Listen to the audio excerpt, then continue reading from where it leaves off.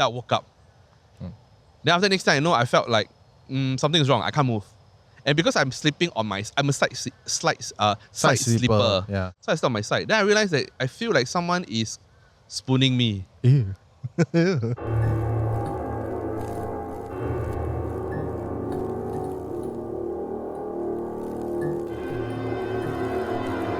And we are not live. Don't have Wayne lah, so I have to do both of the lines. I know we say this all the time, but today, right, is a very, very, very special episode because we are shooting this episode on location in one of the most beautiful places on earth, which is Tokyo, Japan. Specifically, Ueno Park. It has always been a dream of mine, right, to actually shoot on location in Japan itself. There's a reason why I'm shooting in Japan, specifically with our special guest, but we'll get into that later. But before that, let's welcome our guest of this episode, the one and only Leslie Koh. Woo! Hello everyone. Hi, I'm here in Japan. Yeah, that's very weird. I think it's funny because like usually you have your guests invited to your studio, right? Or on like certain sites in your show, but never once you follow where I am. Because I'm always traveling. So he say, why not I just shoot you in Japan since you're always in Japan. So I think it's just giving himself an excuse to fly to Japan. Yes. I think that's the whole reason. 100%. I mean that you don't really need much of an excuse to go to Japan. Yeah, that's a very Singaporean thing. Where to go? Default Japan. So anyway, today's guest is Leslie Koh, a Singapore-based food and travel creator, best known for making Japan travel simpler, smarter, and more rewarding. Having traveled to Japan more than 20 times, Leslie creates content on where to eat, what to buy, and practical tips that make traveling in Japan and planning in Japan much easier.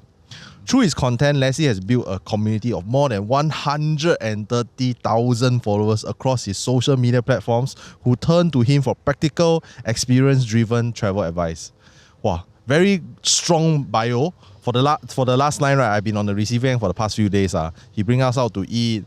We never repeat meals once. Then he was like, I got 500 places in Tokyo. Let's go. You don't need to repeat one. Okay, all your food is confirmed new one. So I've been on the receiving end on that. So thank you very much. No problem. Yeah. So welcome to the show. Sure.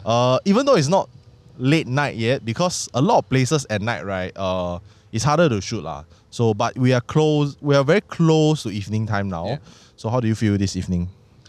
It's very interesting because I always feel that there's a certain mystical aura surrounding Japan. So in case you don't know, right, just right on our left is actually a temple, a shrine. No, this is a temple. This is not a shrine, this is a temple. Then it's very unique. It's a very interesting experience to film something horror related in Japan. So that was something that I've never done before. So it's a new thing for me actually. So left to us is a temple, and on the back is actually a memorial / shrine and grave. I mean, you will see that in Japan. Japan has a very long history.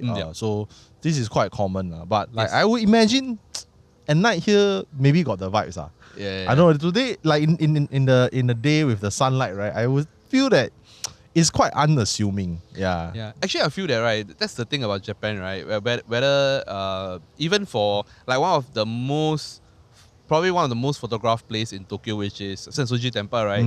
So if you go at night, right, it's actually a different vibe entirely. Is it the one with the red? Yes. The one at Asakusa. Yeah, the Asakusa one, right? Yep. Yeah, I think I saw a YouTuber. He actually went there and he said, at night it's quite creepy. Yeah, it's a bit creepy, especially about 11 onwards when some of the lights turn off. There's like a little bit creepy. You been there before? Yes, I've been there before. Alone? Yes. Then how was the feeling? I think it was okay for me because I always believe in the mantra that if you do no evil, you see no evil in a sense. So, but I did experiences. That's why I'm here on the show. I have my own fair share of experiences. In fact, actually all happened this year. Interestingly, maybe it's a sign. It's a sign. I've been traveling to Japan for a few years now. I've done over 20 trips. But like before after I met Carl, right, I had the experiences. Then after that, then now we're doing the show. So I don't know, is it a sign that I have to have those experiences so that I can come on the show? I'm not sure. So it's a bit weird, Yeah, I think the spirits, right? They have a way of preempting you. I'm either the spirits, the deities, or the higher beings, or the beings that are not on the same plane. They tend to know that it's time for you to share my story. Maybe that's why. Maybe they know like the podcast. This guy is gonna go on the podcast. Let's give him something to tell. So at least acknowledge us.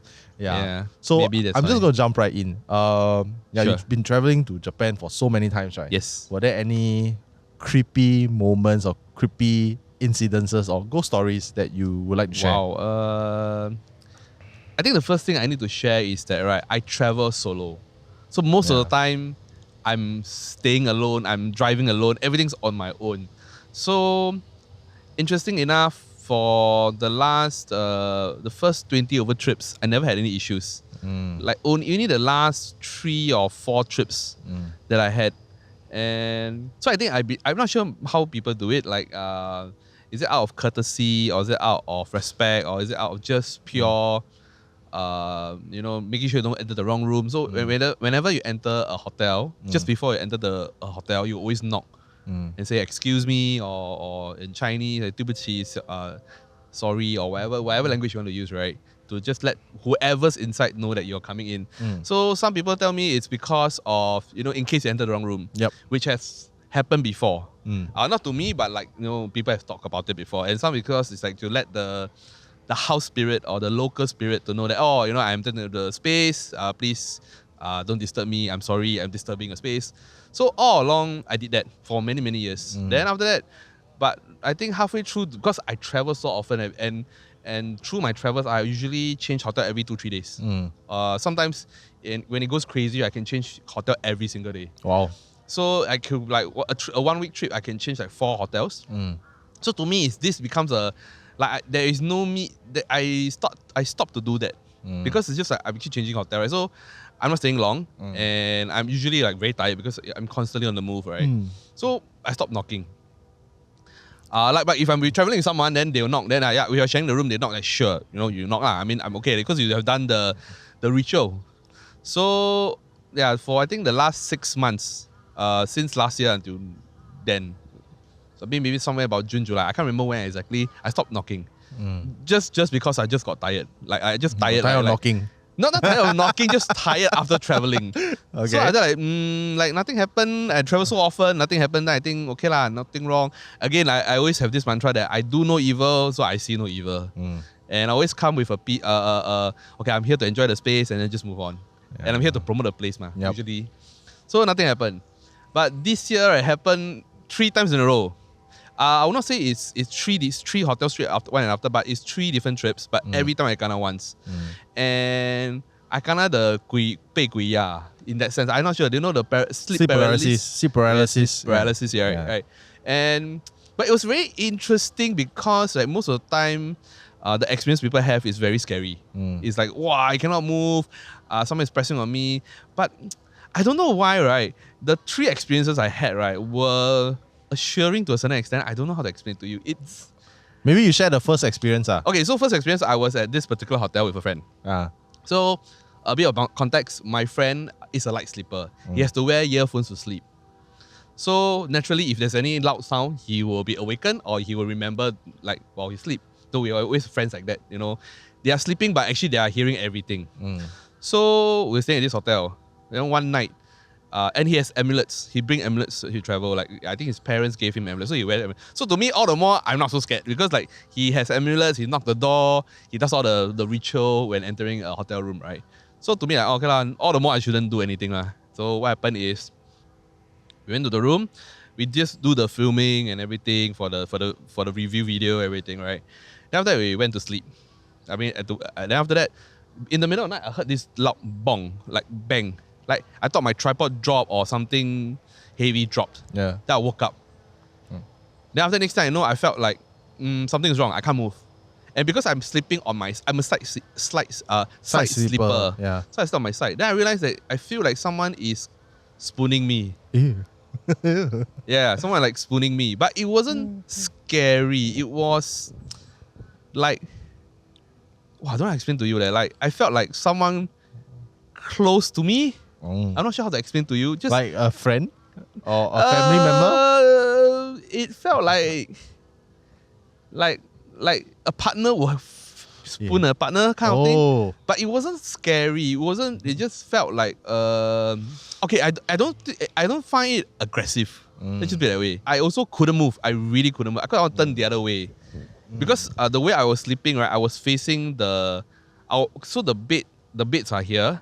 Then in front of me, right, is the like living area, like the living room ish kind of like living area or the common area. Then the toilet. So I could see directly everything based on where I'm sitting. So obviously I see already that I also like, and I felt that, so I'm a bit scared. But I know my friend is sleeping behind me. Yeah. So the only way I could do is just to turn around to call turn around and call my friend to wake up. Honestly, the very first thing I thought, is my friend behind me or not? Like, because it's not like, well, your friend spoon you for no reason. I don't know, man. You know, maybe I'm attractive. I don't know. I don't know. So it was very weird. Then after that, I realized it's not him. I mean, the first instinct was like, is it him? Then obviously, very quickly, I know it's not, because you can really feel like can't move at all, right? Then I think after like maybe 30 seconds, then I was like, then I just 1, 2, 3. Then I can move. Then I got released, so to speak. So obviously you would think like it's tired. I'm tired from the flight, everything, right? But that was not our first hotel to stay. And that period of our stay, right, was pretty chill. Like we were drinking, we were like going out for dinner. Like we had an early night. It wasn't a heavy day. Like for us in terms of filming, in terms of creating content, it wasn't a heavy day. So naturally I was like, wow, okay, that a bit scary lah. So, but I didn't say anything. So I always have this rule also. I don't know if anyone follows it. Is that you don't talk about it until you leave the hotel. Yep. Or after the Correct event. Rule. Yep. So, and apparently my friend, after we left the hotel, I told him about it. He said, hey, do you hear that bang on the first night? He said, I didn't hear anything at all. I just slept. And he was like, okay, that's interesting. Because for him, he told me that the reason why he have amulets is because he can sense things. So when he told me he didn't sense anything, I'm like, that's weird. Like, why he didn't sense anything? He got the amulet and he puts his amulet by his bedside. So it's actually near close proximity to me. Right? So I just like, it just feels weird. Then that was the first time. So let's break down the first time, right? Yeah. Can you say like roughly where it was? Like some. I don't say because not hotel, not the hotel, the area. East or west? I cannot say also. East or west cannot say. I only can say it's in Tokyo. Oh, it's in Tokyo. It's in Tokyo. Wow. Because I think if I say where the location is, right, you will kind of figure out what hotel is it. Because he confirmed got reviewed the hotel. Yeah, because I reviewed a lot of hotels. So I would say. Is it an old or new hotel? Wow, I also cannot say. Oh, you cannot say. I better not say lah. I tried, guys. I tried. Yeah. Okay, but to be fair, I think it could be a case of haunting or like just like hey, they try their luck lah. Yeah. Because you can you say that you actually like that sensation? The thing about it, even for the 3 incidents I had, right, I never once felt afraid. Brave man. No, it's not that I brave. It's just that like I don't know, like it never felt like a scary or a very terrifying or a very intimidating kind of feeling. It felt like okay, I just want to let you know I'm here kind of feeling. You got that lah from the spoon. Yeah, for the spoon. Certain amulets, they are very they will protect the person that they are with. Yeah. More so than the surrounding area. Yeah. So maybe the amulet's job was to protect your friend. Yeah, maybe. And your friend is chill. Like I'm also a light sleeper. I'm also sensitive. So usually when there's the amulet, I will pretty much okay one. Yeah. Yeah. In my most recent shoot to KL, for another project, I had the amulet, and this was a horror one. So you guys just have to wait lah until we announce it. So the amulet was beside me. So I felt okay. Yeah. Because normally when we go do horror, right, then late night 2, 3 a.m. we come back, right, it's actually the vibes in your room is off one. It's very creepy. Because maybe the energy will bring back a bit. But when you have the amulet beside you, right, you feel very unseen, very at peace. So I guess your friend felt that way. And then he said that he didn't hear anything, he didn't feel anything. Only you lah. Then when you told him that, then was he like creeped out or what? He was creeped out a bit lah. But I just told him it wasn't scary at all lah. It was just like someone is telling you that I'm here lor. That was the feeling I get. Yeah, like I feel like if Wayne was here, right, my co-host Wayne was here, he will resonate with you because he's the kind that he's so ignorant, right? Like even if the ghosts come, right, then he's like, okay, chill. Like I don't feel afraid. But for people like me, right, that's sensitive one, wow, we'll freak out, bro. I will freak out. I will probably wake up, on all the lights, then go down. I won't go back to the room already. For me, because maybe the knowledge really makes you think more. Because we have the knowledge, we know exactly what it is. Yeah. We do horror, we are very in touch with the supernatural side, right? Yeah. So we know, the more you know, the more it scares you. Yeah, but I think the funny thing is, right, it happened on the first night. I was there for, I can't remember, 2 or 3 nights. Same room lah. Same room, nothing changed. Same bed, everything the same. So the thing was that only the first night it happened. Then after that, chill. Then chill. So but after that, the next day when because we woke up ready to go have our breakfast, we're gonna eat. Yeah. So when I came back again, then I knocked. I said, "Excuse me, sorry, I'm disturbing." Then I don't know because of that. I don't know. So you kind of like, okay, I'm gonna start knocking already lah. No, have it. But this was your very first experience. Because I had to stay in the room another night. So I had to at least for another. I can't remember if it's 2 or 3 nights, but at least got 2 nights. So I no choice lah. I don't want to change the hotel. Yeah. And it would be very troublesome to change hotel, and the hotel doesn't have a lot of rooms, so that's the only clue I can give you. So I had to stay in the room. So to me it was like, okay lor, I just again I never once felt scared. I don't know why. It didn't felt scary. So to me it was like, okay lah, maybe it's a warning. So I just say that was the first time. I feel like Leslie is the kind of person that it will take a lot to scare him. No.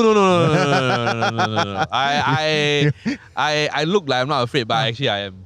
So like there are certain places that at night I don't really go. Don't want to go lah. I won't go. I won't go and hunt for ghosts. Someone you're solo traveler, right? Yeah. Yeah, can you share more about that? Because like I don't know, I travel a lot for work as well. Yeah. Just not to Japan all the time lah.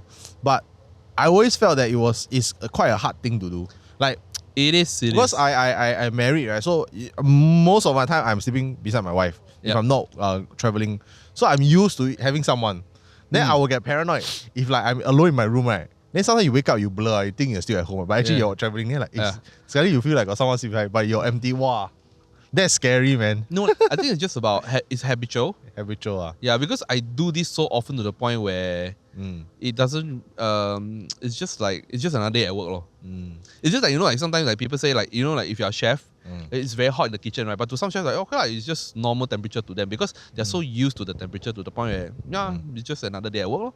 So for me, it's just another day at work. Then I just travel alone and I stay alone. I eat alone. Yeah, it's quite liberating in a sense. I mean, obviously, I don't encourage everyone to do it too often because I know I'm a bit sidetracked a bit, but like there was a period of time where I really hated traveling with my partner because the things I want to do and the things she want to do doesn't like align. Yeah. And I'm just telling her, if you want to go shop, like example, like ladies like to shop, right? So I said you go shop and I'll come and find you 3 hours later or 2 hours later. But she can't because she said that she would love to have my opinion. She will love for me to help her like choose what designs and things like that. But I think more likely she wants me to do the payment lah. I think that's the main reason. But I don't know. Maybe that's the reason why. But either that, but she also, she values my opinion from time to time. Like, does this dressing fit suits me? Does it make me look old?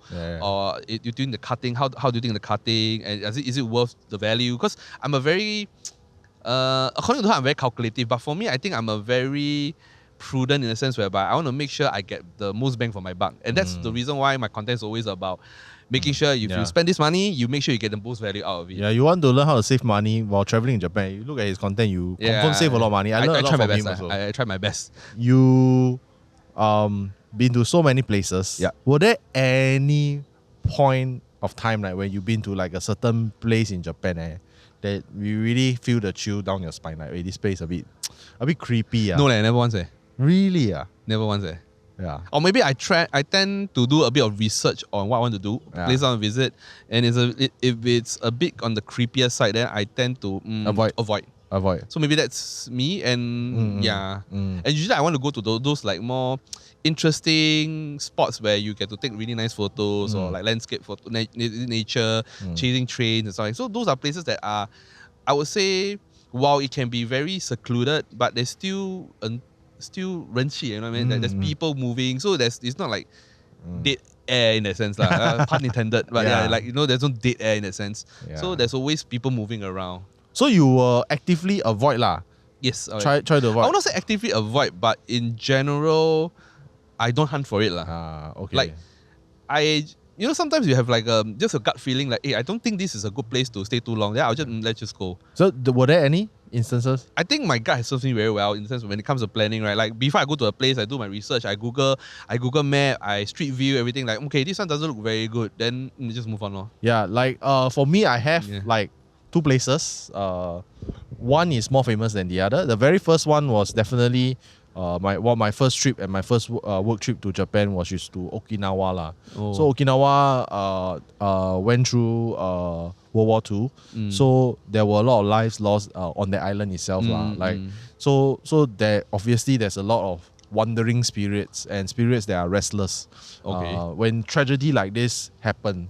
So it's common lah. But I remember like one of my last nights that we actually were supposed to film, our car got stuck. So long story short, I had to go back to the Airbnb by myself. And this Airbnb is on top of a mountain. Yeah, the drive from the base to the mountain is about 20 minutes. That's the start of a horror movie already. Yes, because we were trying to retrieve the car, right? Yep. So I went back first because I needed to film super early since it was like 3 a.m. And it was raining. Really like the scene of a horror movie. So the Airbnb host drove me back up while they go and retrieve the car. Then I was alone in my Airbnb cabin. So it was 2 cabins facing the sea. Not sea, facing the forest. And it's like cliff downwards one. So it's mountain upon mountains upon mountains. So it's like super dark. Then the cabin I alone. On the mountain I also alone. Because the other room was my client. My client was still with the car. Then the behind is a back like host house. Also empty because they are going to help them. So I'm alone and then I'm like, if anything happen, that's it, nobody can save me. Really, nobody can save me. Then I'm not thinking about just ghosts. I'm thinking about like everything else. Robber, bad guys. Bad guy maybe not lah. Maybe like snakes because Okinawa has a lot of the venomous snakes. There's a specific species of snakes. So like, okay, never mind. I just try to sleep. Then I on the news. Then I try to sleep. Then I lie down, right. Then the bed is in the middle of the cabin. Then on the right is the door outside. On the left is the door outside. Then at the left corner is the kitchen. In front of me is a TV. Then you can go up 2nd floor. There's like a kind of like a balcony. Then you can see outside. Then on top there's a kind of like a 3rd floor where there's like you can put tatami and sleep. Okay. So when I look up, right, it's like the entire cabin, the roof. I can see the roof. So it's really creepy because I was keep imagining. Imagine I look up, I open my eyes and got something. Boom, the head come out. Then I'll be like, then scared. So to make myself feel better, I actually went up myself. Go and check every single one. And I was like, okay, nothing. I go back. But don't you think that like if someone wants to scare you or something wants to scare you, when you are investigating, they'll hide from you? Yeah lah. So, but at least I know that, okay, I'm brave enough to go and check. So if anything come, I'm ready. I got the 心理准备 already. I got the mental preparation. Like, okay, I'm ready. If anything come, I punch it. So I go down. And mind you, it's still raining and it's very heavy. So then I go down. Then I try to sleep. I tell you that night I think I slept 30 minutes only. I woke up at 7 a.m. because I needed to fly a drone shot to see the mountain. That was the money shot lah. So then I didn't get much sleep. I felt that I didn't see anything, but I felt that there were a lot of things. There were a lot of things outside. There were lah. But maybe it's because it's rainy, there's thunder, and then your car broke down in the middle of nowhere and you're alone on this mountain. You're like, maybe there's things like your brain is overworking already. In overdrive. And you're not sleep. You haven't slept. You haven't slept yet. So, but that one will always be one of the scariest moments I had in Japan lah. And I think this place is quite scary lah. And the second one you confirm know, Aokigahara. I've been to Aokigahara, the Sea of Forest. Where's that? The Mount Fuji, then the... Oh, that one. Actually, I've never been there before. Yeah, you never been there before, right? I feel that there's no incentive for you to go there. There is no need to challenge things that people already have proven that it's not the nicest place to be. Yeah. I think that... I always feel that you have to respect the place you are and the Yeah. The place, like even like I can tell you something. Like I was in this temple in Fukuoka. Then it's very famous because it will light up at night. At all rate. But the thing is that when you go there at night, right, there's no one but you. Wow. Because before it went viral, right, there was not many people know about it. So basically the story goes that the shrine wanted to make it popular for kids, for younger generations to visit. So they light up the shrine at night from I think 6 p.m. to like midnight. So that the younger generation will come and like take photos and visit the place. So that was their way of revitalizing the shrine. And back then they'll turn on at 6 p.m. onwards all the way to midnight. And now I believe it changed. If you like, you have to put 100 yen, then they'll light up which makes sense because you are wasting electricity, right? If there's no one visiting. Because when I was there for an hour, right, there was only one person and that's me. Wow. And it's like on top of a mountain. Yeah. And like but I never once felt afraid. It was because that I think, you know, like a lot of people don't know, but when you enter like a secret area space, especially if it comes to Japan, right, there's like a entrance gate. So you're supposed to bow before you go in. And then when you leave, you also bow and facing the shrine direction before you come out. So I always do that. So to me, I feel that sometimes certain places you have to pay respect. And if you're respectful enough, generally nothing will happen to you. I always this. Call me naive, but this is my belief. Yeah. No, 100%. I think Asians, we are big believer of respect lah. I think the respect thing is there, and I think it goes across all Asians. Yeah, and speaking of Aokigahara, right? I actually chanced upon it. I mean, I do want to go there, not because of the the infamous stories. It's because I want to go and see how calm is it, because there's a lot of hikers, right? The trekkers, they like to go there to hike. Then try. It's actually a forest for you to go and hike and trek. And they say it's super peaceful, super nice.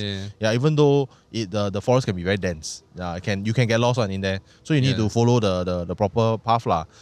So that's one part that I kind of want to explore, because I feel that certain places in the world, right, there's the fine line of creepiness but calm. You know what I mean? Like, yes, it is so calm, right, that it's very quiet. You're probably the only person there. Yeah. Then it's so peaceful. But then if you go in Xiangwai, right, then you can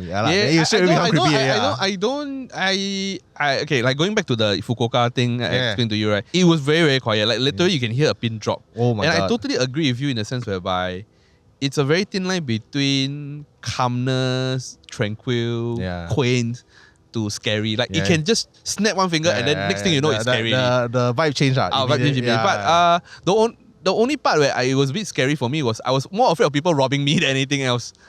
Because there was only me. There's no one else. It was quite late lah. By the time I was like 8. So there was no more there was no more sunlight. Then I had to walk down. And then it's quite a walk to the main road. But it took me maybe 20 minutes before I could see someone. Wow. But that was back then when it was not so popular. But now it's super popular. Apparently it's supposed to be very popular now. Wow. Okay, second incident, I felt this one was very interesting. I flew into Narita. I wanted to go Hokkaido. So the route was supposed to land in Narita, and straight within an hour, change the domestic flight to Hokkaido. And when I landed, I was like, wow, Narita snow I was like, I've never seen Narita snow before. And it's covered in snow. I was like, wow, very excited. Then the moment I turn on my data, everything, right, flight delayed. No, sorry, flight cancelled. Oh. I have to fly the next day. Oh. So on the spot, I don't know what to do. Like, I was still on the plane, like the plane was still trying to taxi, right? I like, so where do I stay tonight? So I had to book a place to stay. So I booked the cheapest place I could stay near the airport, because the issue was that I didn't want to stay. I don't want to go to Tokyo, because it will cost quite a fair bit to go to Tokyo and come back. It's very far lah. You cost me probably like 5,000 yen to just go and come back for like one night. And I'll spend more time traveling. So I just say, so near Narita Airport, it's actually Narita lah. So most people think that Narita Airport is in Tokyo. It's a town. It's a town called Narita. So I went to the town, and I always wanted to go to the town and visit. So maybe it's a stroke of luck. I go there.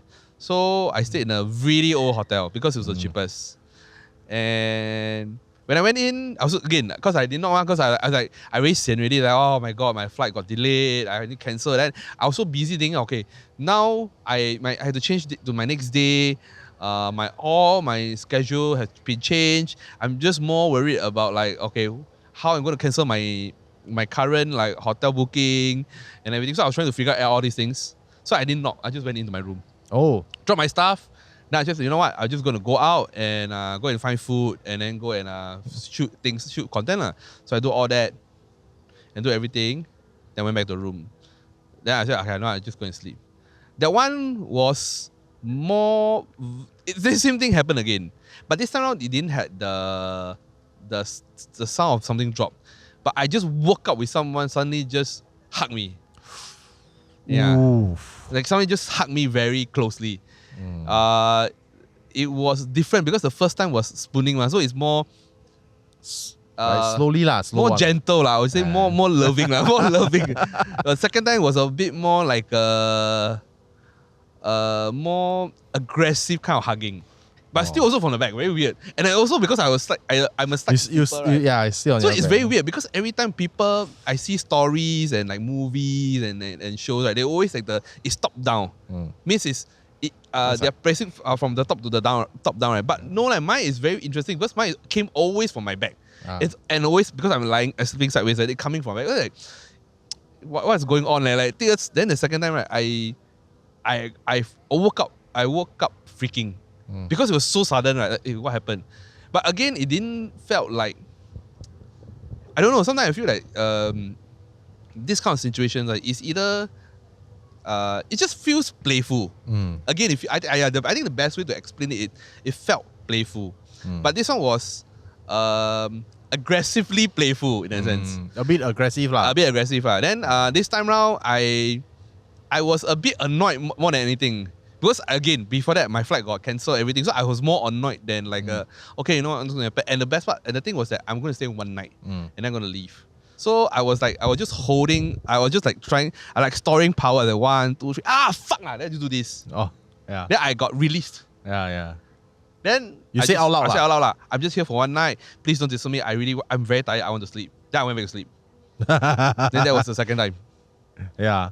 So, but you immediately know lah that this is not like you being tired. It's something supernatural. It cannot be, because the thing is, yes, I took an overnight flight, but the thing is that I didn't do anything also because my flight got delayed already, so I literally got nothing to do. So I went to my hotel, I dropped my stuff, I relax, I chill, I take my own sweet time, do my own things. Then after that, I just go to sleep. So I never felt tired. Like the, you know, some people say it's the, because you're just so tired. Then because you're so tired, then your body have this paralysis thing. But no, both times I wasn't that tired. So I like, yeah. But the hotel was really creepy. The one is in Narita. I can't remember the hotel exact name, but the one I won't recommend to stay because it's just a really creepy hotel. Can you send me? I don't know what hotel is it, but yeah. So is it like, can I just try to imagine it? Is this the kind like still stuck in the Showa period? Yeah. Then very dingy. So. Then kind of like maybe you almost can smoke inside the kind of hotel. Like that kind of like almost very dim kind of feel lah. I would say it's just very dated. How much? Let's see how much. I think it was like 60 or 70 a night. 60 or 70? But okay, to be honest, from outside it looks actually quite okay. 60 or 70 a night? Yeah. Actually, it's close to what we are paying now. Ours is very new. Very, like I would imagine it to be like 30. You want me to stay in kind of place? 30 no, 30,000. Because it was quite last minute, man. Okay. So they charge you lah. I believe so. And I believe they earn cause a lot of flight cancel ma. Yeah, so and it was like right next to the train station, like very near. I didn't have to walk very far. Yeah. So this is what I actually hate about traveling. Flights cancel, right? Then you need to stay in random hotels that you are not planned, that you don't know. It can be quite a hassle because when I travel, I not only look at the reviews on the physical side, I also look at the supernatural side. And I have stumbled upon hotel, they literally, the review say, the hotel is haunted. Please be careful. But they never say don't stay. They said, please be careful. Then you know, hotel sometimes they will reply. Then they reply, I'm sorry that you had the experience. The ChatGPT or the auto reply. I don't know how the standard reply. But so we'll chase the ghost away. Yeah. I don't know, man. Let's dive into your experience for the second one. I think the second one was playfully aggressive, maybe because there's something very old, like the spirit is there very Could long. be, Like I lao don't jiao know. already, so not scared of Yeah. human. Maybe just want to, like from the years I'm doing horror content, right? The stories that when I listen, right, it's always the spirits, they try to push your boundary.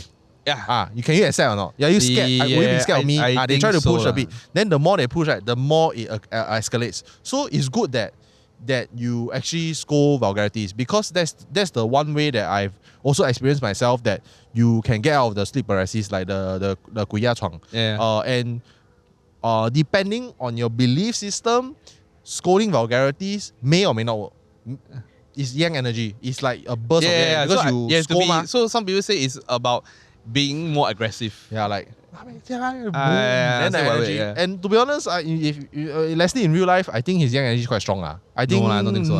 I think so. I think normal things won't try to attack you. I think the more hardcore things they will try. But I think normal one won't, because his yang energy is strong. You got the strong. I feel you got the strong yang energy. Like, those people who can see auras. Those people can see aura. Let you know. Let me know. You can. I feel personally, if I stay in a room with Yessie, I think the ghost will. I don't think it's a young energy lah. Just snore very loudly. Then the ghost get annoyed. Like, oh, this guy very noisy. Very noisy. Yeah. So I feel that's one way to get off it. I've gone down before, right? That's quite terrifying one. Especially during Hungry Ghost Festival. I think there was one year, I don't know, it's 2024 or 2025. I was doing a lot of horror content, because we usually increase our upload intake during Hungry Ghost, Yeah. Makes sense. Then because you're living in the world every day, every day edit, every day do ghost story, until your brain is everything horror already. Then Understandable. I went to sleep. Then I had this really weird dream. It's basically Montana chasing me. Oh, okay. Then when I was trying to wake up, right, I keep waking up, right. It's very trippy dream. I keep waking up to me waking up. Wow. So I wake up in my bed, but I'm still in a dream. You know what I mean? Inception, It's like Inception, dream within the dream. It's an Inception dream. So I keep like doing that, like at least 3 times. Until I see be tulan, I say na wei ji bai bai di xiao. Then I like that, right? I want to punch already. I wake up, but then I don't have the action. So the past 3 times, right, was me like that. Then I dream that I'm like that. Then I wake up. But no, actually I never wake up. Then I keep doing that until the last time I wake up. Actually, I just opened my eyes. Oh yeah. It was 3 a.m. Oh. Yeah. Then I was like, okay lah, maybe it's a ghost, or maybe it's like because I do too much horror already. Then my brain overdone. So then I like, okay lah. So I just don't care. I just don't disturb me. I go back to sleep. This is my house. You cannot come in. Go sleep. Yeah. So, the things we do as creators, be it horror or not horror, actually we still put ourselves at risk. I think spiritually. Yeah. Because you're moving, Yep. Yeah. You don't have a base, so to speak. If you're at your base, cannot come in. Yeah, I believe so. Yeah. I like to think so lah. Yeah. No lah, it's true lah. It's true. Yeah. I mean, technically speaking, because I go to Japan so often, right, I have a lot of I also sometimes I got like very interesting amulets that I collect from the shrine. So technically my room has quite a lot of random amulets. Your house, in your room, in my room. Okay. So I guess. Do you bring any protection when you travel? No, I don't. Why? You should. Don't. I think again the mantra to me is if you do no evil, you be respectful. Nothing will happen to you lah. You should get you go to the shrines, right? They got an amulet for different things like health, exams, all this, right? You should get the traveling one. Okay, this is a fun story. Let me tell you, since we're on this topic of amulets, and because supernatural things like that, right? Do you know that your omamori, which is the amulet, do you know that the power actually expires in a year? So they're supposed, after 1 year, right, you're supposed to return. And I think most people don't know about it. I mean, obviously, if it's you buy as a gift or everything, sure, you can keep it forever. There's no hard rule that you need to return. But the idea is that on the especially January, on the new year, you're supposed to refresh it. And if you go to temples during January, they will have this particular like booth for you to dispose of all amulets, and you're supposed to give donations because the priests will actually pray before they burn everything. And but you can do it all year round. You can return all year round. It's just that it's more obvious where to throw during January and February. And some fun, just a fun fact. Like I think most people don't know about. Yeah, actually, it's very similar to the Chinese talisman also. The Chinese talisman, everything the fu lasts forever. No, also 1 year. Yeah. So one way for the Chinese side is to take the fu, go and go like 3 rounds at the incense when people burn in the temple. That will recharge it. As Chidong said that you need to feed basically the energy that's in there so that it has power. I'm not so sure about the Japanese side, but interestingly, you're supposed to do that when you collect amulet. Oh, I do that. Yeah. Oh, in Japan. Yeah, I do that also. So there's a lot of things that it's fun things that I learned about lah. Yeah, I go to this very specific Kanon temple in Nagoya lah. Yeah. Then I will sometimes ask for what's the wooden thing Plug. The plug. Yeah, that one is like for business. Usually for business. Then they will do the fire goma thing. Oh, you know the fire goma. They will put I know you told me about fire, it, but I haven't go over it. Then I feel like it feels very cleansed, very blessed. Then they use salt to bless the thing and bless you. Then they read your name. Hey, they're very thorough. That's what I love about Japan. Everything they do super thorough. Like like I know what I mean. You can tell. There's a sequence one. They don't do thing for the. But like if you talk about traditional stuff, right? They don't do for the sake of doing. They do. There's a reason for everything they do. Yeah. So I think that's the best part. I sat through the whole, because you're supposed to sat through because you're on the receiving end, right? They'll read your name. They read whatever blessing you want. They'll do the thing. Then you need to go around the temple. Like I want to go. We should go. Then it's like you feel after you feel very blessed, and that whole thing is about 30 to 40 minutes. You have to sit there and listen. Yeah, I try to understand the language. I think really like very thorough. High level one. High level. Yeah. It's I mean it's my beliefs like for me有缘like there's fate with me and that canon. I think I told you also, like I have my own personal temple or shrine that I go, right? I don't tell people. You will not know which one. I will never tell anyone. I mean, if you know me, then I will like inner circle. I'll tell you, but I will not tell like anyone, because I think this kind of thing it's very personal. It's not personal, but I feel this one is affinity. Yes, sometimes it's affinity. Like you do it, you feel comfortable, feel good, then you do it. So that's something that. And I think it's because of who we are. We are creators, right? We are virtually online. I believe that what we say holds weight. Yep. And then if you say, Leslie say this one very, very link, very good, then you go, then it doesn't work for you, right? Then you will blame Leslie ma. Or you blame the place. Then I don't want to do that. I feel like for us, the deities, all these things, right, is affinity. I chanced upon it one. When I went to the temple, I was looking for Pokemon cards. Then I see, this temple very nice. Then I take photo. Pokemon card at the temple? No, not at the temple. The area. The area, all Pokemon card. Then I'm like, okay, I'll go and see. Then I go in there, I feel the vibes already. I think 可以. I think it's fated one. So if you come to Japan and you feel affinity to it, then just try Just try. No harm. One last thing I want to say is that about returning the omamori, right, the amulets, right, you have to know whether is it a Buddhist one or a Shinto one. Yeah, different. So different one you have to return. By right, the best case scenario is to return to the place that you got it from. Yeah. But obviously it's impossible. Like I got amulets from, I don't know, near Mount Fuji. There's a very famous Mount Fuji shrine. So it's impossible for me to go back to return that shrine, that one. So you just go to the religion. Like if it's Shinto, you go back to Shinto. If it's Buddhist, then you go back to They'll settle Buddhist. For you lah. They'll settle for you. Oh, that's very nice of them. Yeah, but of course you don't need to donate. But I mean it's advised because someone is doing a work for you. So just donate lah. That's what I do. So I mean that now that we're talking about this, right? Like when have you done the New Year's prayer thing before? No. Like so like. New Year's Day, then I believe that the first prayer of the New Year's, like with most religion and beliefs, that they say is the best, the most blessing one. Well, I don't think. Okay, one is I will most likely spend New Year's with my close loved ones. My loved ones. And because of her nature of her job, she can't during the end of the year, at end of the month and beginning of the month, she cannot leave. She has to be at work. Yeah. So you won't be able to do it lah. I wouldn't be able to do it. Yeah. Maybe this year I will lah. Yeah, because I've got back-to-back trips. So it makes sense for me to stay throughout the year. Yeah. I mean from December all the way to January, crossover. Yeah. So rather than me fly in for 1-2 days, I fly back. So but still waiting for approval lah. So everything submit application lah, waiting for final approval. Yeah. Not from the client but for my girlfriend lah. So maybe something we can actually try also. I feel like it's relatively interesting to do this. Like, let us know if it's something that you would like to see.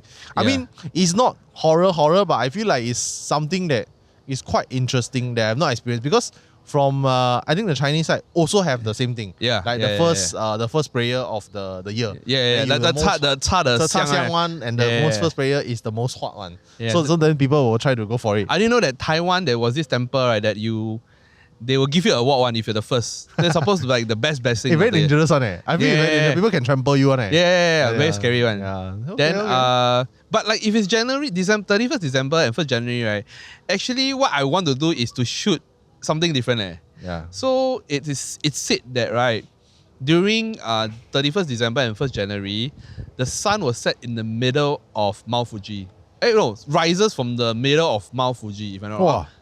I can't remember. I think it's rises from the middle of Mount Fuji. So because of the angle, right, and if you're using the right lens, right, you will have this star effect. So it's called Diamond Fuji, and you only can shoot it certain times of the year. So, and it's said that if you see these, you have good luck for the whole year. Wow. So if you ask me, I rather chase that than to chase the shrine thing lah. Then people will like that. People like, hey, you just Google Diamond Fuji. So you see lah, then you will become lucky lah. So I did it. So there's two that I know of. One is called Diamond Fuji, and the other one is called Diamond Sakurajima, which is at Kagoshima. And that one happens during about 1 to 2 weeks in December, and I managed to capture that. So it's actually like on my name card. Actually, I have it. So sometimes I give to clients, So it's a customary thing to exchange name cards in the Japanese culture. So I have name cards, and at the back of my name card is photos I've taken of places that I've been. Very nice. I have one. And so one of the place is actually Kagoshima, the photo I took. So for those so I usually let my clients or the people I meet choose. And if they choose that, then I'll explain to them the story about if you see this, it means you have good business prosperity for the year. So those are the things I chase for. I think that's more symbolic in my opinion, and I think it's lesser people because you don't need to chase. Everyone just stand there, take their tripod and their cameras and just take photo only. There were a lot of people lah. For me, at that point of time was maybe 10. It's okay. Number one, Kyushu is not not like super popular, and then Kagoshima is like end of the peninsula already and that place is like from the main Kagoshima city. You have to drive like 1 hour to the other side of the lake. The Sakura Lake, right? Sakurajima Lake, that side, to take the photo.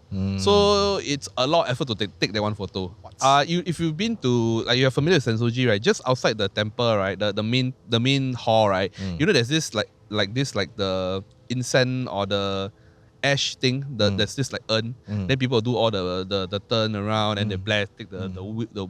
During I think January, right? They'll remove the urn so that you can queue all the way. The incense burner lah. And you can go even deeper to. They'll barricade the area for you to, a bigger area for you to pray. Wow. So it's actually a very big thing in Japan. Yeah. For the New Year's praying. Everybody wants a better life. Yeah, everyone who doesn't want a better life. That's cool. Yeah. Speaking of better life, so you mentioned that there's a third story, like first, second in sequence, and then the third. You say first is January, second February, third March. Yes. Okay, so what happened for the third one? Actually, the third one, interestingly, is the least memorable one. Okay. But it felt more like the second one. And so I did the same thing as well. I just say like, wow, fuck lah. Then after that I say, please don't disturb me.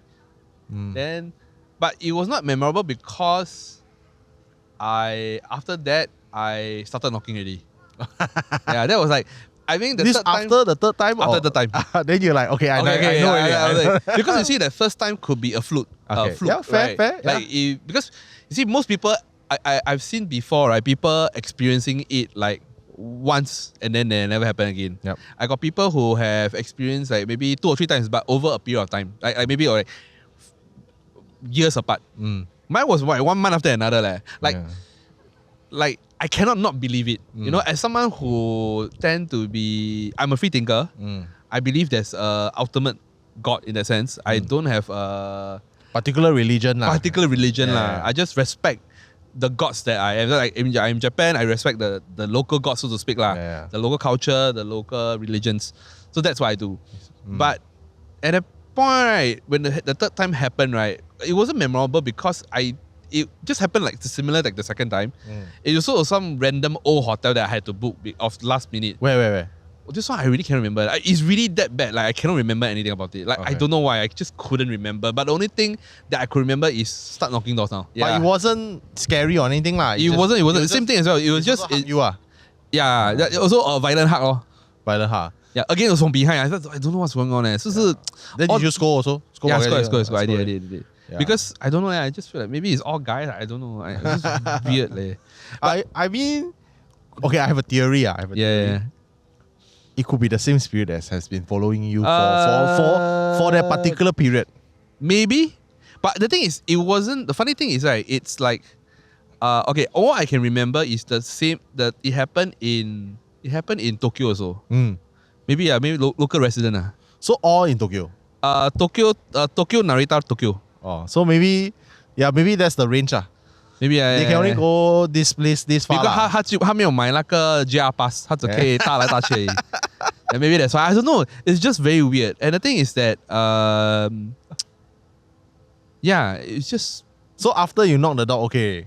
No. So after that, ever since after the third incident, because again it was to be honest, it really boggles me, right? Like I just cannot remember at that time.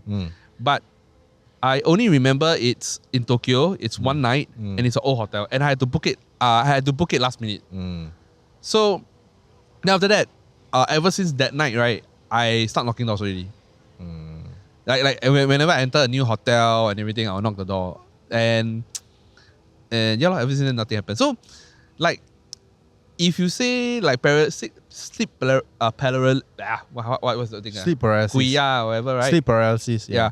Like it's fake or what, but it happened to me 3 times. Like it's 1 month after another, and it's not like in the same trip. It was like I flew in, happened, then I flew out. Then I flew in again, then it happened, and flew out. Maybe you cannot leave Japan, no?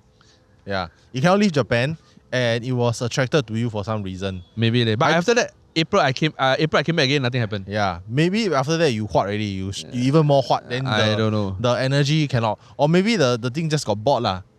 You know, maybe 3 months, I follow you 3 months, and then no reaction, no nothing. Then of course, like it was. Maybe he was waiting for me to turn around and kiss him. I don't know. I think it was a him. Maybe it's a her. I don't know. I think it's a her. Maybe I don't know. Because Leslie is very popular online. No, I'm not. I like to believe, right, our internet is linked to the internet of the beyond. Maybe, you know, like really. But I always feel that that like when I look back at this incident now, like, yes, I joke about it, I make fun of it.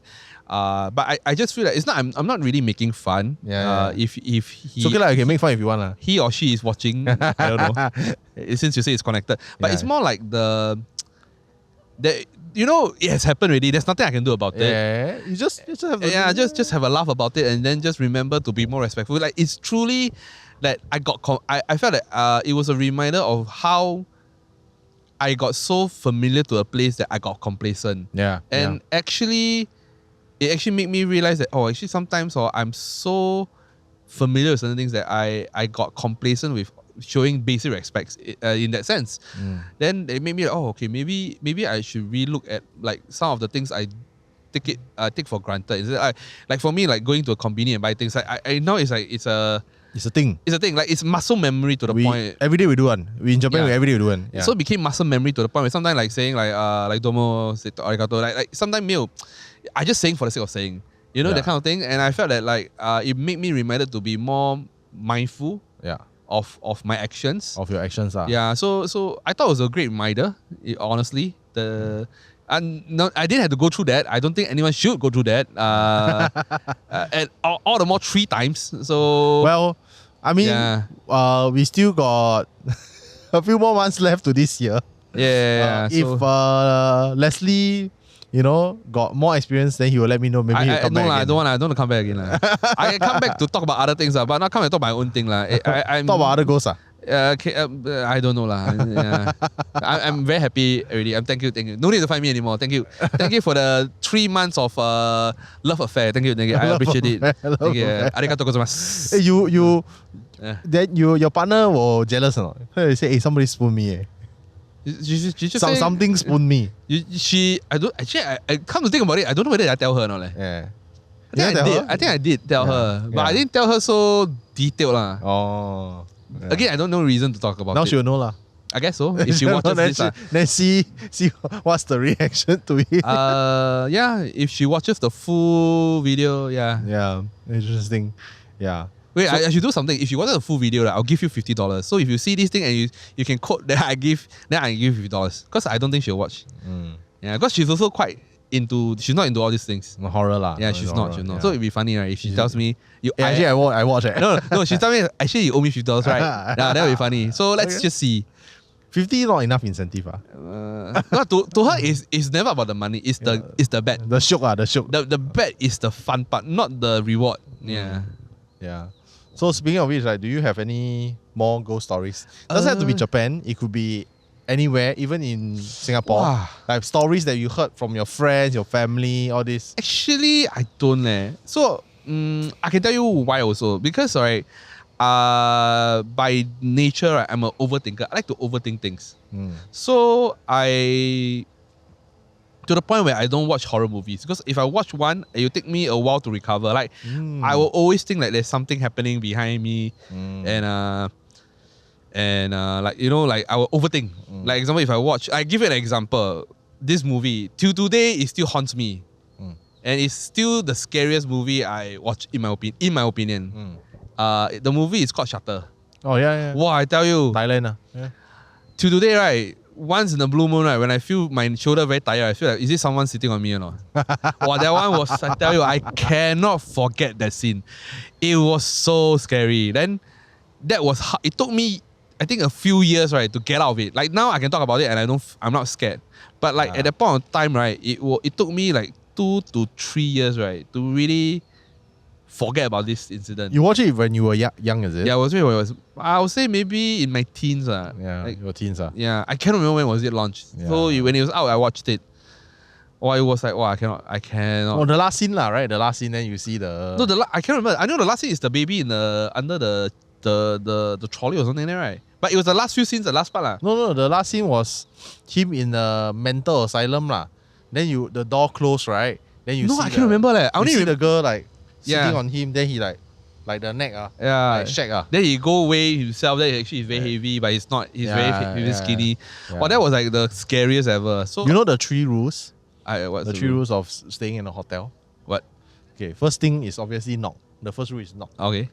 Second, press the flush button on the toilet. Oh yeah. So, like change the luck or something. Yeah. And third, when you're sleeping, right, you switch off all lights, right? Don't on the toilet light. So because if there's something staying in the room, right, they want to siam. They siam, they go to the toilet. If you on the light, they also cannot sleep. So then they will start disturbing you. Oh, is it? Yeah. Then that's the 3 basic one. You want to expand, got advanced level one. Yeah. Oh, my rule is toilet light always on. No, my first rule is okay. Before that but okay, one rule that I always have is that always open the window, like open the curtain so you can air the room or let sun come in. Yeah, that's when I'm leaving the hotel room. I'll do that also. Let the sunlight come in. Although that was the first thing I do when I enter the room. Oh yeah. Usually it's open on. Usually, but usually they keep the shears the shears one. Yeah. The day curtain all the way. Then I open window. Let sometimes fresh air come in. Sometimes. Yeah. But I usually, because sometimes you can't open the window. So I usually open the shears. All the curtains. So you let the sun. Yeah, that's a good practice. Yeah. Then I heard about the flushing one, but I never did that before. Yeah. I always because it also, you never know. It's a two-way thing. You never know if the last person got flushed or not. No, but usually you can see one mah.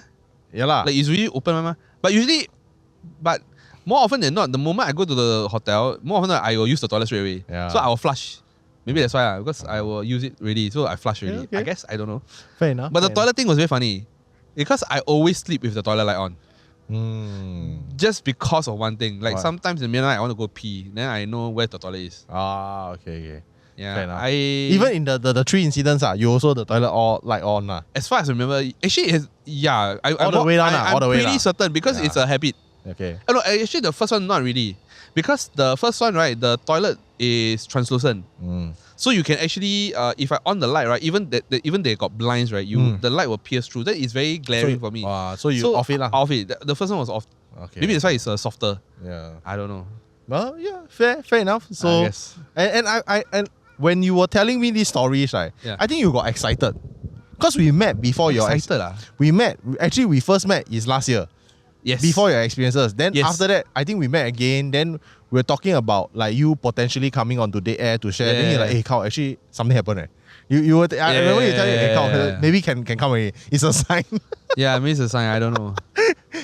Like I said, there's a way how things work lah. Yeah, like it's just natural one. It's just natural. I truly believe that everything happens for a reason. Yeah. The reason why we are here is also that it happens for a reason. Yeah. Have you ever heard of any Japanese ghost stories? No, I really know. No. I'm asking your friend. Your friend share with you. I heard about it. Yeah. Okay, so this happened. My first big trip after COVID to Japan. I spent 5 weeks in Japan, right? So one of the places we're supposed to visit, right, is I was in Akita. So there's actually a place, right, in Akita that is known to be haunted, and people go there to see the ghosts for a very simple reason. So apparently in this place, okay, I didn't go because one, I was tired. That trip is really, really tired. Then my friends went. I was with me and a couple friends who are a couple. So 3 of us. So we are supposed to visit this place together. But I was very tired. I really very tired. And second thing was because again I'm an overthinker. So like, why are you going to do this kind of thing? Like there's no need to. Your friends go. My friend went. How many? Two of them went. Couple of them went. Oh my god. So the idea is that, right, if you go to this place, there's this room that has a lot of doors. So apparently there's these 2 young spirits that will be there. And you see, if you can see the orb, right, your kids will excel in their studies. It's a very weird thing. Then people go there to see the spirit. Then apparently, I'm not sure if it's the same thing. I need to do a bit of fact check. But from what I remember vividly, right, because it was like at least like 3-4 years ago. Apparently, the Japan gave an Akita Inu to Putin. Then the brother it's like a brother's dog. So the other dog is at their house. So the original idea was to go to their house to see the dog. Then the owner was like, why not go and see this as well? So my friend was like, okay, we go and see it. Then the owner of the property tell them to go find ghosts. No, go to the room. They show him because it's part like people will actually book to stay there one. That particular hotel room lah. Yeah, it's like a homestay. Okay, so the property has the dog on the property itself. Yeah. And also the haunted room. Yes. What a tourism mix, yeah. Yeah, and the thing is, it's a local thing. So like the locals will book them with the kids, and they're supposed to go and spot the orb. Oh. Like they actually show my friends. You see, you got the photo. Like this one's the guy. This is the boy. This is the girl. So your friends. My friends freaked out. No, the kids. They got kids? No, they don't got kids. They no kids. Then a bit wasted lah. Then the kids. Yeah, but because they were there to like they're not staying there. They were just there to like do like content, to shoot content, and to see the dog. The original plan was just to see the dog because the dog has some history. Then the owner tell them. Actually, they're famous for this also. So did they stay overnight? No, they didn't. They just brought them around. Then then my friend was like, should I shoot? Because I don't want to shoot anything on my camera. I want to see any orb. Then I don't know what happened. Then I think they took photo of the orb. Basically, what I'm trying to say is that the owners have photos of the orb. So they took photos of the photo to show me about it. Like, okay, thank you very much. So they hang on, they never show. I mean, or I don't know, unlucky because you want to see, right? The idea is to see it. Yeah. I mean, if you have any information, you can put it down below. Akita Prefecture. Akita Prefecture. Wow, yeah. It's a local thing. I have no information about it. Actually, a lot of their ghosts, right, have to do with like the haunting of children or the empowerment of children. Very strange one. Yeah. Yeah. Yeah, I was like very weird. Like that.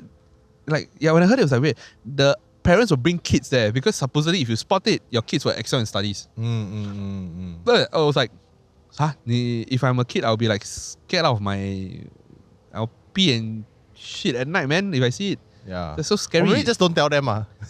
I don't know. Bring them. Why are you here? We're here for holiday. We're here for holiday. Yeah, but don't sleep first. If you see any light, just take photo. Say thank you, Gogo. Yeah. I don't know. Thank you, JJ.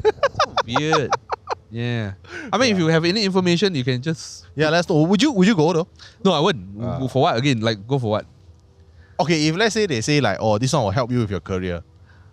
Maybe. Maybe. Maybe. You need to make content of it. No, I won't do content. To be honest, I feel that I like when it comes to content, right? I also feel that something that I rather, how should I put it? I rather sacrifice is that there are certain contents that I could do that maybe will make me go viral and or can go viral, but I don't do that is because of respect.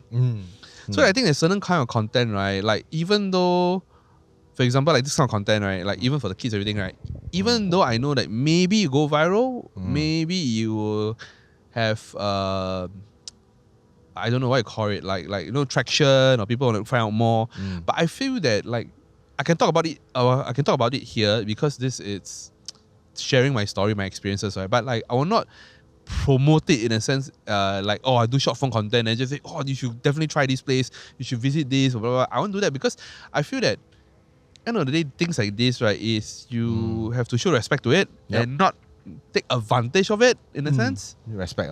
I think respect is very important. Yeah. Like I mean, I could like if you say you talk about it, if I were to spot something, if you had to do something like this, and would it'll help me in my career? Where I go? I say I will think about it. Where I do content about it, I say I won't do it because I think that it's a very thin line between doing it for blessing and doing it to gain clout or to take advantage of the situation, which that's not what I want. Okay, so for this very special episode of Dead Air, right, I want to introduce a new segment which is called the fucked up question of the night.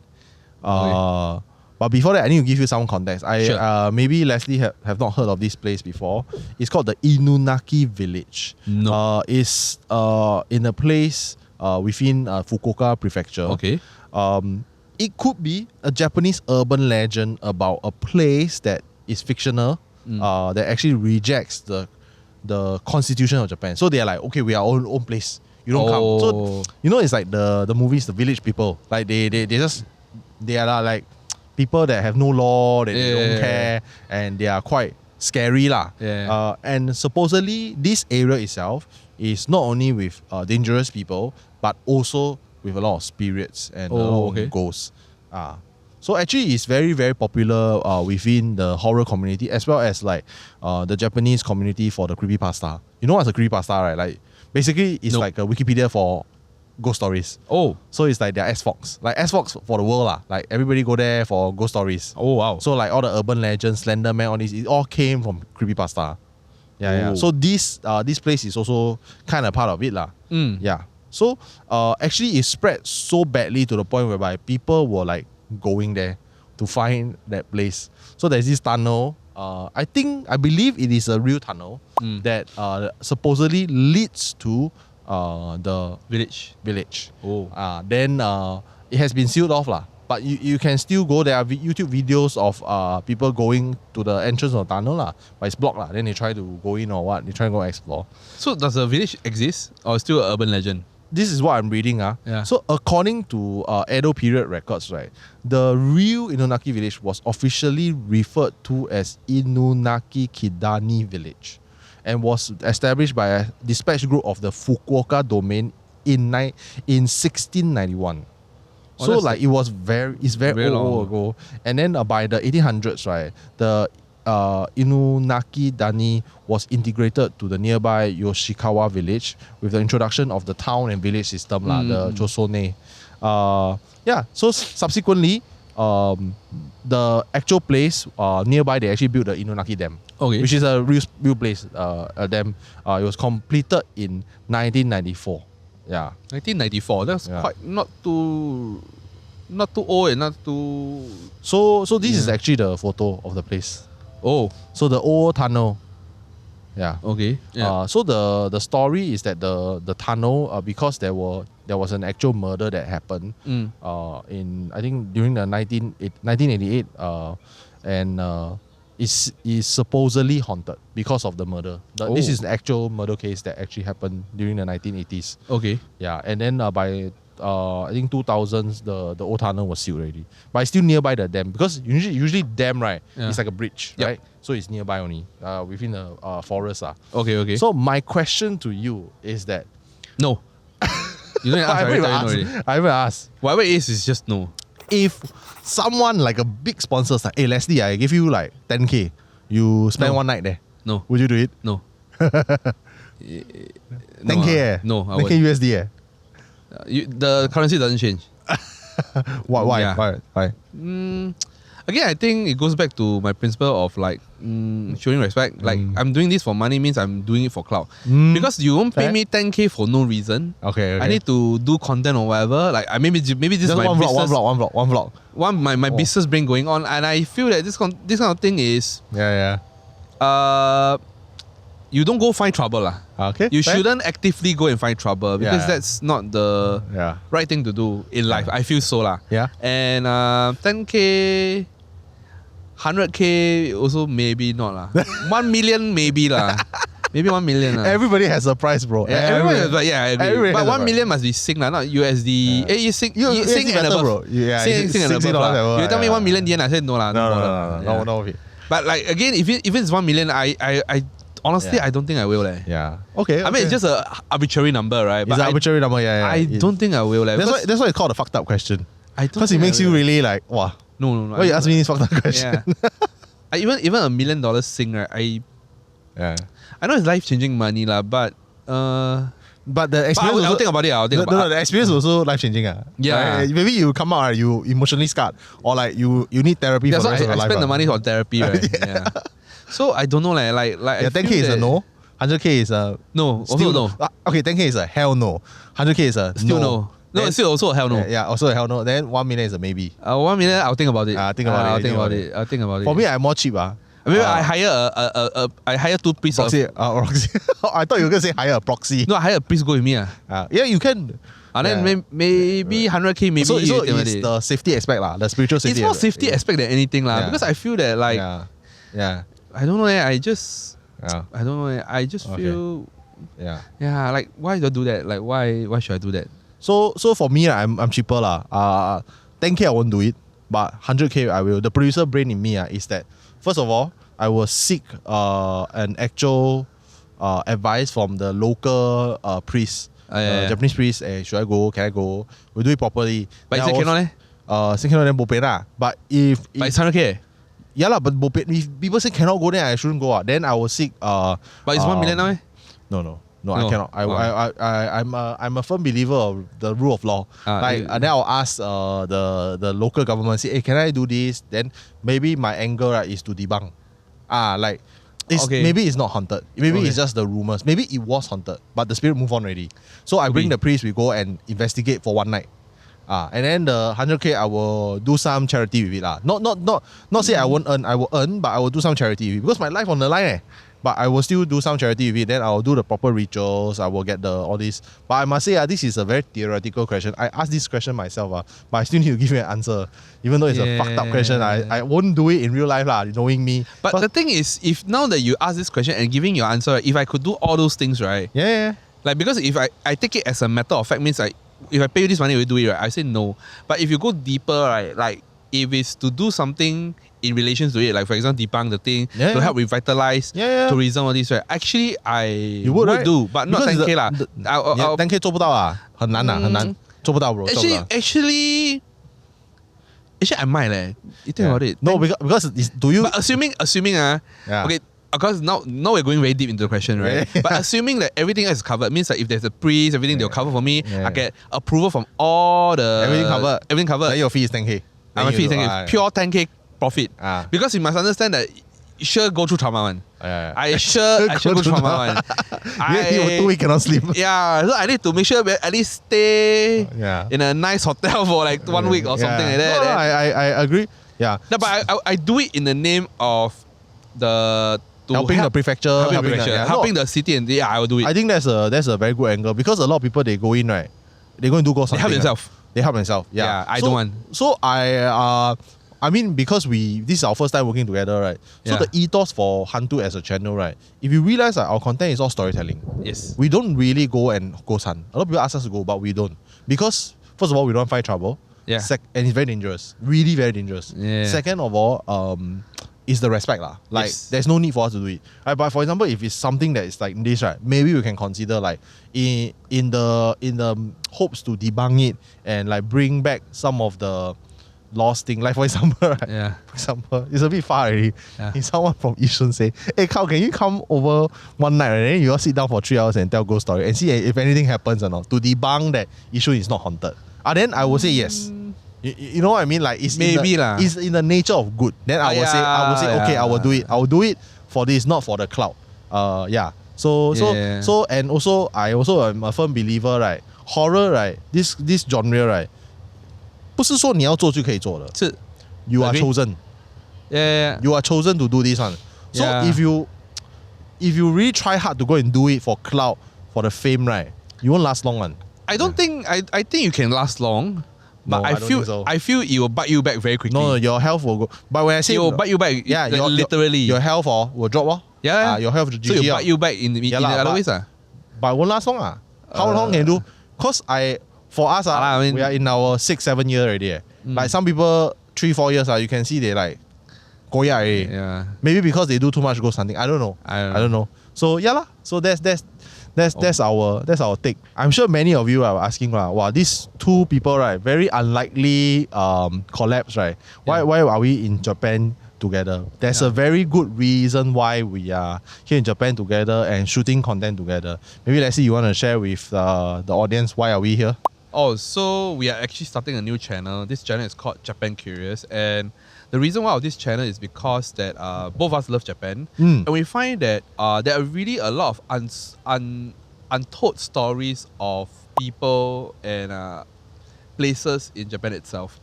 And I always want to do this because I always feel that the hidden gems of Japan are not places but the people. And that's the reason why I keep coming back to Japan over and over again all these years. And I wanted to do something about it, and I didn't have the expertise in terms of doing long form content, like a documentary style. And that's, stars align. I met Koh at an event, and we hit it off very quickly. And furthermore, then after the 3 incidents that I had, then we had dinner. Then we had a dinner to talk about this. And after that, like everything just fell to place. So I don't know. Maybe because of the 3 incidents. Yeah. I don't know. Maybe the spirit hug you on purpose. You're gonna work with Koh, and you're gonna tell my ghost story, and then you're gonna make Japan curious. Maybe I don't know. The spirit saw but already. But I felt that again, everything happens for a reason. Yep. When you reach out to me about it, right, it was very funny. Like it was exactly what I wanted to do, but I don't have the skill set and the know-how. So it was very interesting because and the funny thing was when you sent me the questions that we have a few people you're interviewing. The question you want to ask is exactly the questions I want to ask. Of course, obviously, I mean like you slight difference because of the way we speak or the way we want to ask certain questions, but everything was very aligned. And I think that was something that was unplanned for. Like a lot of partnerships started with a block of make sure that we're on the same track, same wavelength, and things like. But so far everything has been very well. Yeah. But I don't want to be on the channel anymore. Like I will see you guys on our new channel, but not this channel. This I don't. Very scary. Like I think he's doing. I personally feel he's doing me a favor by not shooting at night because we kind of talked about it then. But I was like, maybe the lighting not so good. We have to maybe I don't know. Or maybe because I've been feeding him very well, so he said like, okay lah, you feed me very well, so now I take care of you, so we don't shoot at night. I guess so. I also don't know. I think partly lah. I can say partly because at night it'll be harder for you to tell story. I feel lah, because you'll be a bit on edge especially at a dark place Actually for me okay leh. Yeah, but I feel that again, why test the limit, right? And sometimes parks, right? I also feel that parks sometimes very eerie because I always have this belief that if the place has a lot of like young chi, a lot of people, right? Then at night when it's very empty, right? There's a void that you have someone. No, correct. It has to be filled in by something somehow. It's just like the classrooms. Like in the day a lot of people, right? Then suddenly and then boom, gone. Yeah. Then there's a void. Yeah. Then they come out and play lor. So I feel that's I don't know. You want to call it like physics? I don't know what to call it. Like it's just metaphysics. Metaphysics. Like kind of thing. If there's a lot of things go in, then there's a lot of things. Then when they come out, then there's a void. So something has to fill the void somehow. Fair. So that's why I feel that parks are actually quite scary. Yeah. Sometimes, especially if you want to shoot this kind of show, talk about this kind of thing. It's not the nicest thing to do, I feel. That's me, that's just me. But I mean, irregardless, thank you for coming on the show. Very appreciate that, even though you are not a big fan of horror, you still give me face, come to all dead air. Yeah. But before we let you go, we got 2 questions that we always ask Sure. all our guests. The first one is, what are some of the favorite horror games, TV show, movies that you have, or even books that you like? Wow. Horror. I grew up reading the Russell Lee. True Singapore Ghost Stories. Yeah, it's always my dream to meet him. I think today it's still I don't really need to meet him, but like it will still be an honor to meet him because he accompanied me throughout my my secondary school days. Primary and secondary school days. Yeah, I think if I do a compilation, including myself, I do a compilation of people whose like childhood hero is Russell Lee, I think at least got more than 20 guests. 20 guests that I said so. That's how much you mean to us, Russell Lee. Yeah, so please come on my show. Oh really? You haven't come on the show before? Haven't. You should. You should. Mr. Russell Lee, you should. You should. I would love for him to come on my show. I think he is the OG horror content creator of Singapore. Like legit Angsana Flame. Wow, I'll tell you, it's still publishing now. Maybe it's me again.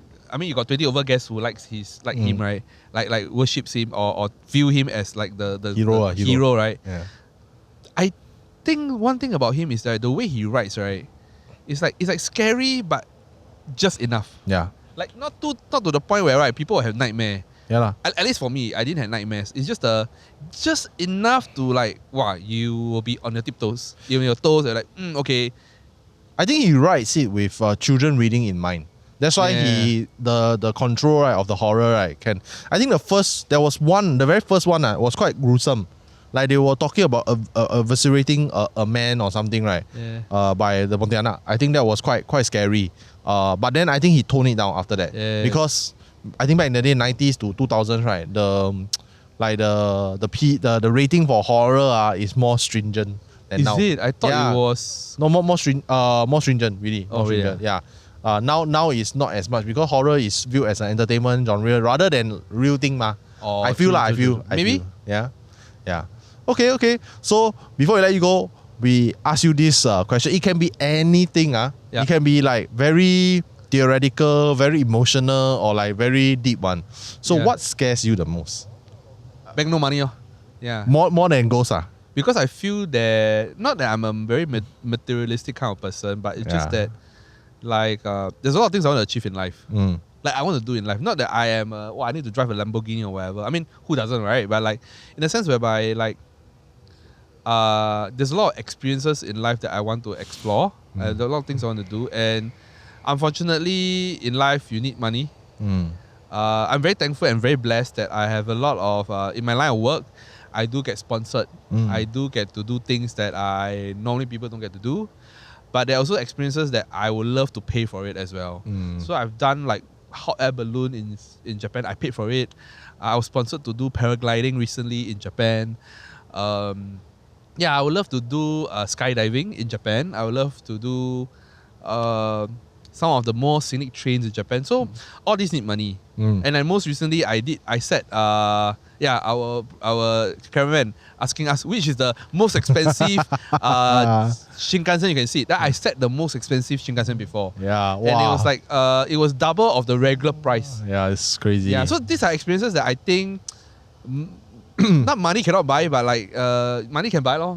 Money helps lah. Money helps. Having money helps. I don't think I want like I have $1 million in my bank. I just like enough for me to experience this and experience life lah. Experience life. Yeah. That's good. That's good. That's the thing lah. That's the scariest part in my. Yeah. I would say. Yeah. Practical lah. I'm a pretty practical person lah. No lah. I think I have like 1 or 2 people who said that lah. Yeah. They scared of no money. Maybe they grew up poor. They grew up without money, so they feel that that's part of my fear also. That's why I work very hard to make sure that it doesn't happen. But I think it's nothing to be ashamed about. To be fair, Wayne and I, we always say the answer that we get. What we are scared of is lizards. But it is what it is, right? Yeah. Okay, before I let you go, Leslie. You say 3 times a year. Yeah. You don't want to let me go, is it? Yeah. No, I don't know who's the third one. So maybe he sent someone to is it? No. He sent someone, is it? Because 3 times, right? Now it's the third time. You really want to let me go? The third time. Okay, before I let Leslie go for real, can you tell your audience where to find your content and also plug our new Japan Curious channel? Yep. So you can find me on Instagram, Facebook, TikTok, and YouTube, which is Leslie.Koh. That's my channel name. You can find me. So I do really focusing a lot about Japan travel and finding interesting things to do in Japan as well. So not just the usual stuff, but also things that you never knew about. And for our new channel, it's called Japan Curious. So we are launching the channel very soon, and with that, we're going to interview very interesting characters. And obviously, if you have any interesting characters that that resides in Japan, do let us know. You can either PM me or PM Carl or put in the comments below. Let us know what kind of interesting characters you want us to interview. Actually, now the thing about it, right, for your channel, right, for this channel, in fact, it'd be interesting if we do a collab channel and we interview a priest. Yeah, I would love to. That would be very interesting. I would love to. Actually, I really want to. Actually, there's a documentary, right? That's coming out, right? That is about a monk. A Japanese monk. Like, it's a feature film about his life, and I think it's quite interesting. And this monk, right, he's quite social media savvy.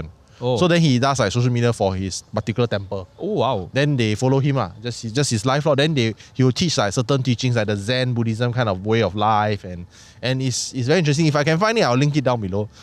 It's one of the films that I want to watch because I mean anything about Japan, right? I love and something that is between the lines of supernatural horror, spiritual, and Japan. Wow. Double whammy. Yeah. Yep. So, and remember, just because they're stories, it doesn't mean they're not true. Good night, everyone. Thanks for watching. Bye-bye. If you want to stay up to date on HANTU or listen to our other podcasts like Ghost Maps, subscribe now and follow us on social media. Look for We Are HANTU or click the links in the description. You can also be one of our supporters on Patreon. Dead Air is a HANTU production, hosted by Kyle Ong and Wayne Ray, with album art by Jolene Lim, and recorded on Audio Technica mics.